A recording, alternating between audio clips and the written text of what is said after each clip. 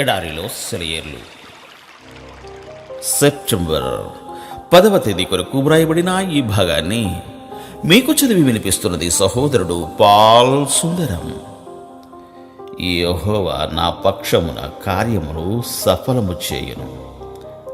138వ కీర్తన 8వ చరణం. శ్రమలు పడడములో దైవ సంబంధమైన టీవీ వింతైన అలౌకిక శక్తి ఉన్నాయి. ఇది మానవ మేధస్సుకు అందదు. మనుషులు శ్రమలు లేకుండా గొప్ప పరిశుద్ధతలోకి వెళ్ళడం సాధ్యం కాదు.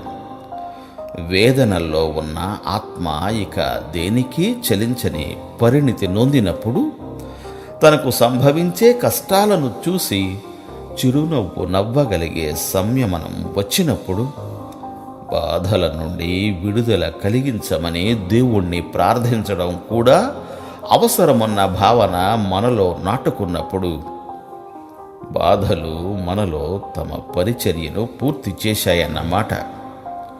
సహనం మనలో ఈడేరిందన్నమాట.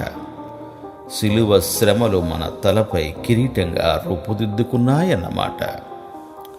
శ్రమల పట్ల ఇలాంటి దృష్టి మనకు కలిగినప్పుడు మన ఆత్మలో పరిశుద్ధాత్మ ఆశ్చర్యమైన కార్యాలు జరిగించడం మొదలు పెడతాడు. ఇలాంటి స్థితిలో మన వ్యక్తిత్వం అంతా దేవుని ఆధీనంలో నిర్మలంగా నిశ్చలంగా ఉంటుంది. మనస్సుకి దేహానికి సంబంధించిన వాంఛలన్నీ అదుపులో ఉంటాయి. మనసులో నిత్య విశ్రాంతి పరుచుకుంటుంది. నాలుక మౌనంగా ఉంటుంది.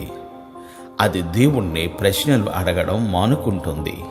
దేవా, నన్నెందుకు వదిలేశావు అని కేకలు వేయదు. మనస్సు గాలిలో మేడలు కట్టడం విరమించుకుంటుంది. పనికి మాలిన తలంపులను విసర్జిస్తుంది. జ్ఞానం సాధువవుతుంది. కోరికలు అదుపులోకి వస్తాయి. ఎందుకంటే దేవుని చిత్తాన్ని నెరవేర్చడం తప్ప వేరే కోరికలేమీ మనకు ఉండవు. అన్ని విషయ వాంఛలు నశిస్తాయి. మనస్సును ఏదీ కదిలించలేదు, ఏదీ గాయపరచలేదు, ఏదీ అడ్డగించలేదు.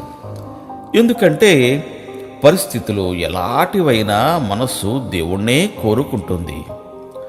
దేవుడే ఈ విషయాల విశ్వంలో సర్వాధికారిగా ఉన్నాడు. కాబట్టి మంచివే గాని, చెడ్డవే గాని, గడిచినవే గాని, రానున్నవే గాని అన్నీ మన మంచి కోసమే సమకూడి పనిచేస్తూ ఉంటాయి. పూర్తిగా ఇంద్రియాలను లొంగదీసుకున్నవాడు ధన్యుడు. మన బలాన్ని, జ్ఞానాన్ని, మన సంకల్పాలను, కోరికలను విడిచిపెట్టి మనలోని ప్రతి అణువు యేసు పాదాల క్రింద నిశ్చలంగా ఉన్న గలిలయ సముద్రంలాగా అయిపోవడం ధన్యకరం. శ్రమలో నిరుత్సాహపడకపోవడమే గొప్పతనం. దేవుడు మేము దీవించుగాక. ఆమేన్, ఆమేన్.